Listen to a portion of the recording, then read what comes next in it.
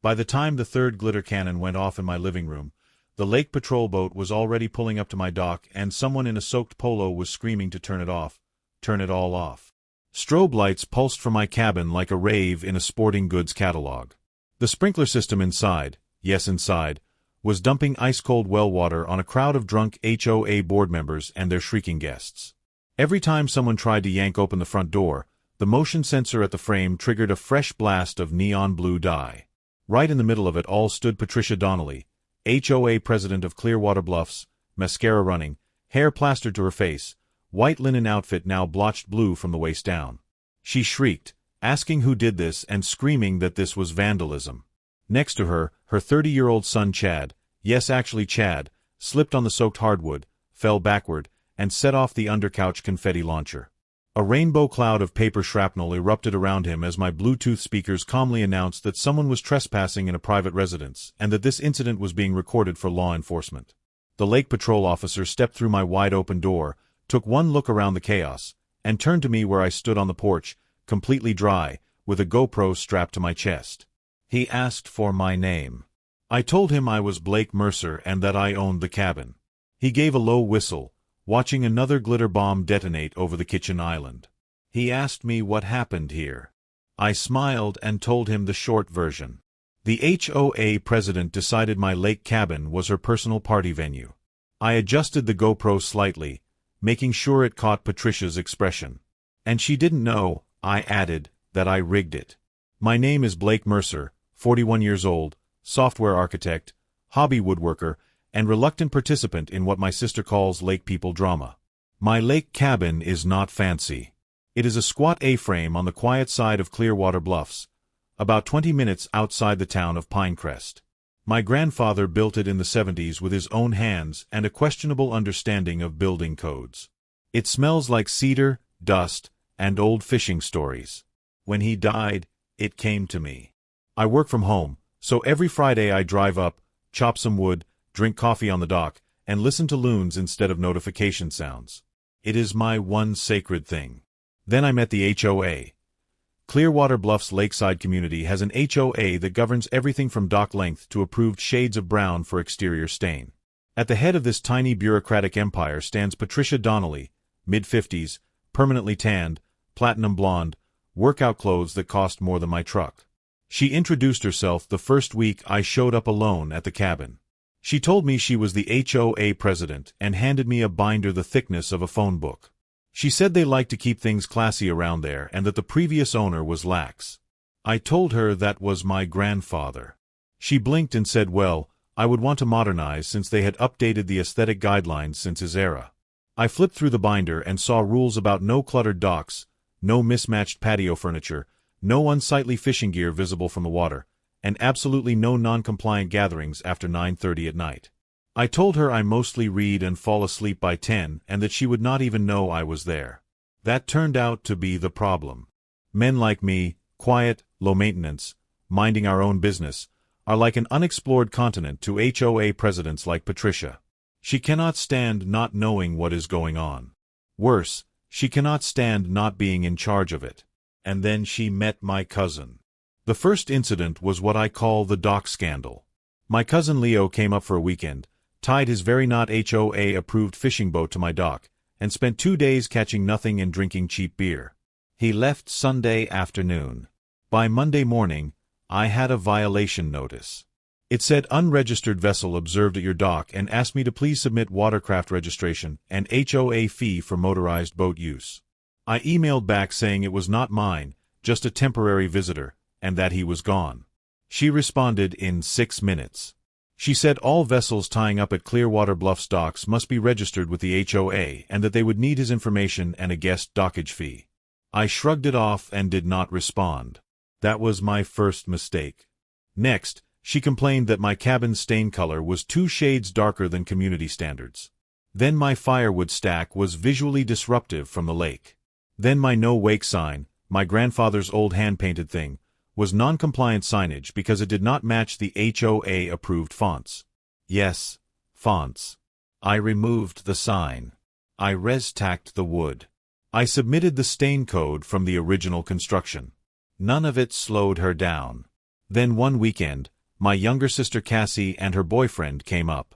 We grilled, played music at a reasonable volume, and sat around the fire pit telling stories until around 11 at night. The next week, I got an all-caps email saying unapproved loud party and that multiple neighbors complained. I walked over to her lakefront house to sort it out in person. I told Patricia that there were 4 of us and we were roasting marshmallows. She replied, sipping her lemon water, that I had guests and that all overnight guests must be registered because they have safety protocols. I asked her if she wanted my friends' names and license plates. She said yes, without a hint of irony. I laughed and told her that was not happening. Her eyes narrowed. She told me that Clearwater Bluffs has standards and that if I wanted a free-for-all, there were public campgrounds for that. I should mention that Patricia's adult son Chad had recently moved back in with her temporarily, which seemed to mean until someone else agrees to pay for his energy drink habit. He had noticed my cabin too. One afternoon he called from his jet ski saying that my place was sick and that it was a perfect party spot and that I should let him throw something there. I said nope, this is my quiet zone. He grinned and said I bet my mom could approve it.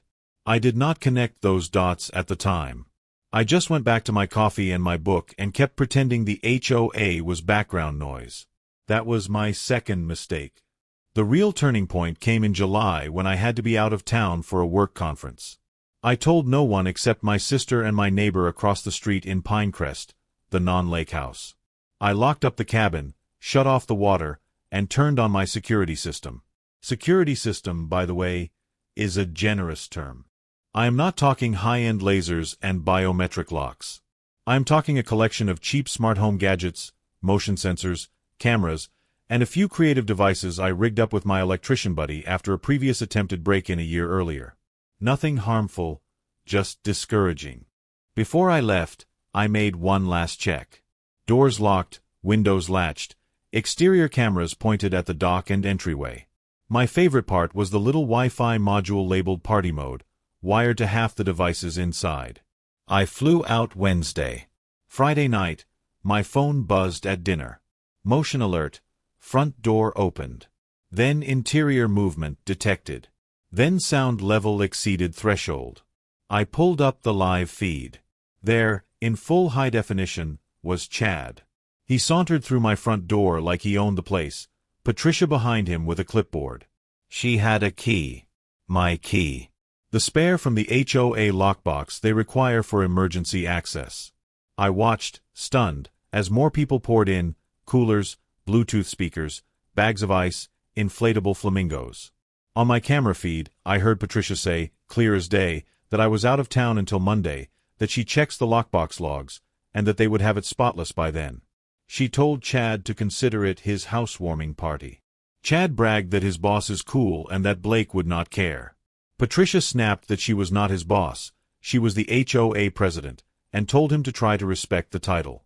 That is exactly when my exterior sign, small, metal, boring, came into view on the camera as someone swung the door all the way open. It read warning, premises protected by security system, non-lethal countermeasures in use. No one looked at it. I stared at the screen, my fork frozen halfway to my mouth.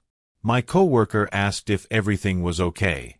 I smiled slowly and said yeah, actually, everything is about to be great. I excused myself from dinner, went back to my hotel room, opened my laptop, and logged into my cabin's control panel. I watched them set up drinks on my counter, watched people drop bags on my sofa, watched somebody kick off their shoes on my coffee table.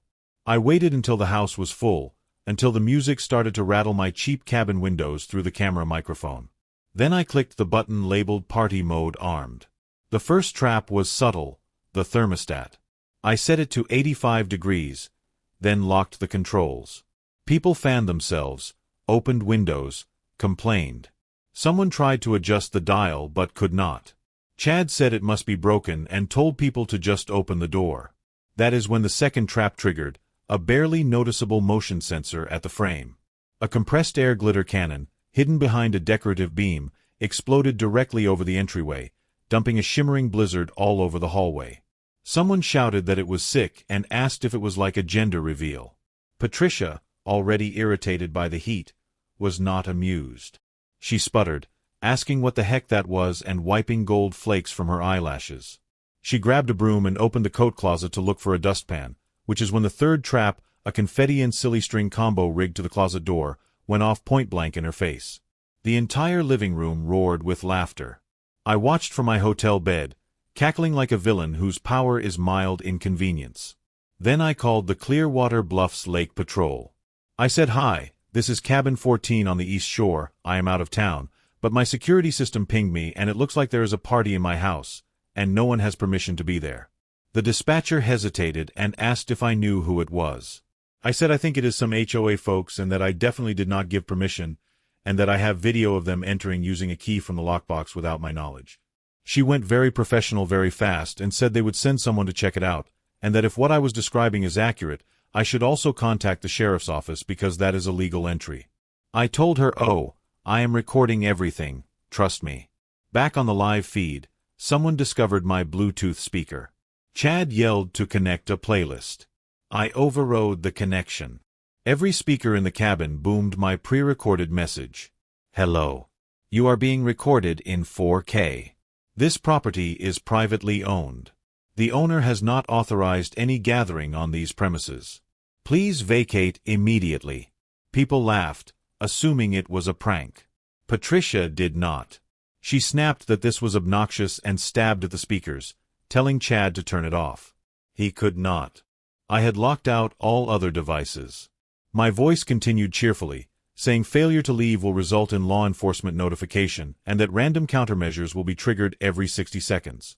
Right on cue, the kitchen motion sensor tripped as someone went for more ice. A hidden sprinkler head in the ceiling above the island unleashed a freezing blast over the countertop, soaking the red cups, the bag of chips, and 3 shrieking guests. Chad yelled, asking what the heck this was and if it was some kind of panic room. Patricia said through clenched teeth, hair dripping, that no, this was that man's idea of a joke. That was when the lake patrol boat pulled up to my dock and the officer stepped into frame.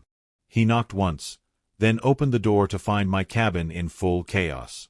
Wet HOA members, glitter everywhere, music still blaring under my looped legal announcement. The officer called the sheriff. The sheriff called me. The deputy said, with the sound of chaos behind him, that I was watching this live. I said yes, sir. He asked if I gave any of these people permission to be in my house. I said absolutely not. He asked if I armed these systems to harm anyone. I said no, sir, everything is non-lethal, just messy and loud, and that I could provide schematics if needed. He sighed and said he thought they would be okay, and asked if I could email them my footage and my written statement that they did not have permission to be there. I told him it was already in his inbox. For the first time since I had met her, I had the power, and Patricia was the one scrambling to explain herself. The best part was not the glitter, or the dye, or the moment the under-sofa confetti launcher went off under Chad while he tried to stand up straight for the deputy. The best part was watching Patricia hit her bureaucratic wall. She kept repeating that she was the HOA president and that they have emergency access to all properties and that it was in the bylaws and that she was acting under her authority. The deputy flipped open his notebook and said that emergency access means if the property is flooding, on fire, or there is a welfare check, not if her son wants to throw a party. She said she authorized the gathering. He replied that she cannot authorize entry into someone's home because she does not own it. She sputtered and mentioned the lockbox. He said, like he was reading from a manual, that she opened it to access a key she did not personally own, for non-emergency use, to allow uninvited persons entry into a private residence. And then came the moment I waited for. He told her she was under arrest for criminal trespass and unlawful use of a key and began reading her rights. The room went dead quiet, if you ignore the drip drip drip of my indoor sprinklers and the crunch of confetti under boots. She gasped and asked if he was arresting her, dyed blue linen plastered to her legs, hair full of glitter like a discount fairy. The deputy added, glancing at his phone, that several of the residents she threatened with fines for minor infractions were already emailing them their complaint history and that they would be forwarding some of this to the county attorney. Chad stepped forward, trying to look tough, and said, "Hey, this is ridiculous," and that his mom runs this neighborhood. The deputy looked at him like he had just claimed to run the Sun and told him he needed to sit down, preferably somewhere that was not evidence. Later, when the footage made its way to a private Clearwater Bluffs residence group, someone slowed down the arrest moment, added dramatic music, and looped the part where she slipped slightly on glitter while being led out in handcuffs. It got a lot of likes. And then came the HOA board meeting. 2 weeks later, I sat in a folding chair in the community lodge, facing a row of HOA board members who suddenly looked like kids called into the principal's office. The room was packed. Cabin owners, lake house people, even a few year-round residents who had never bothered with meetings before. The air buzzed with suppressed glee. Acting President Greg Saunders, a nervous accountant type who had clearly never wanted this job, cleared his throat into the microphone. He said Item 1 was removal of Patricia Donnelly from the Clearwater Bluffs Homeowners Association Board, effective immediately, due to everything. He did not have to elaborate. Half the room had been at the glitter party. The other half had watched the video. Greg asked if there was any discussion. A hand shot up. It was Mrs. Kowalski from Lot 23, the one Patricia had once threatened over a plastic pink flamingo. She said she would like the minutes to reflect that this was the most joy she had felt at an HOA meeting in her entire life. Greg said it was duly noted, his lips twitching. The vote was unanimous. They did not even bother asking for opposed votes before moving on. Greg continued, saying Item 2 was a proposed amendment to their emergency access policy, suggested by Mr. Mercer. He nodded at me. I stood, walked to the microphone, and tried not to enjoy it too much. I said it was a simple change. Emergency lockbox keys can only be used in actual emergencies, fire, flood, welfare checks, and only with verbal or written owner consent when possible. Any other use is an automatic violation and grounds for removal from the board and referral to law enforcement. And also, I added, no HOA official may authorize events, parties, or gatherings on a member's property without their explicit consent in writing. There was a murmur of satisfied laughter. Greg read that additionally, any board member convicted of a crime related to misuse of HOA authority is permanently barred from holding any future HOA position. Someone yelled asking if they could call that the Donnelly Rule. The room snickered. Another voice said dryly that they seconded it. The amendment passed easily. As for Patricia, rumor traveled faster than a jet ski at dawn. She took a plea deal with fines, probation, mandatory ethics classes, and a court order to stay away from me and my property. The judge, bless him, specifically mentioned the glitter. He said from the bench that what I did was petty but impressively non-violent. I will take it. The cherry on top was that Patricia had to resign from not just the Clearwater Bluffs HOA, but from the regional HOA council she used to brag about like it was the Senate. Apparently, they do not love having board members with trespassing convictions. The court order stipulated 2 years of probation, $3,000 in fines to be paid in installments, 100 hours of community service, and mandatory conflict resolution classes every Saturday for 6 months. Patricia stood in the courtroom, her face pale, her designer blazer looking suddenly too big on her frame, and asked the judge in a trembling voice if there was any way to reduce the probation period. The judge looked over his glasses at her and said flatly that she should consider herself fortunate that the homeowner chose not to pursue civil damages for emotional distress and that the court was being lenient given the flagrant abuse of her position. She should use this time, he said, to reflect on the difference between leadership and tyranny. Patricia's hands shook as she gripped the defendant's table, and for the first time since I had known her, she had absolutely nothing to say.